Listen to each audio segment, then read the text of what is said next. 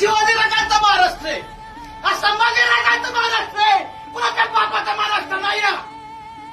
हे समजून घेणं गरजेचं आहे. नुसतं चित्रपट बघून उपयोगाचं नाहीये. तरी असं राजासारखं जगायची का, या राजासारखं मरायची का, आणि या मावळ्यांसारखं लढायची का. प्रामाणिकपणे जगा, एकमेकाला मदत करा.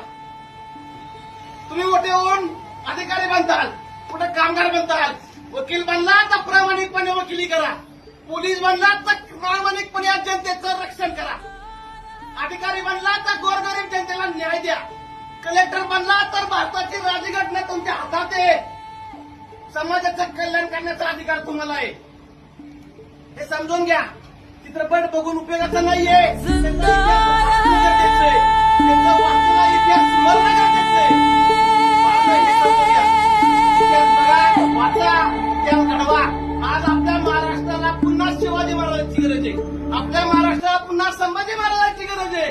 आणि त्यांना साथ देणारे हजारो मावळ्यांची गरज आहे. कितीतरी वर्ष झाली या महाराष्ट्रामध्ये आपण बघतो कितीतरी प्रकारचा अन्याय वाढत चाललाय.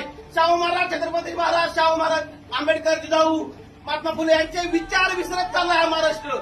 तो विचार आत्मसात करण्याची गरज आहे. हा महाराष्ट्र पुन्हा उभा राहण्याची गरज आहे. हे समजून घ्या बाळांनो, हे समजून घ्या. नुसतं चित्रपट बघून उपयोगाचा नाही, आपले विचार समजून घ्या. खरंच या समाजाला माझं सांगणं आहे, नुसतं चित्रपट बघू नका. जिथं अन्याय होत असेल, अन्यायाची लढा, एकत्र या.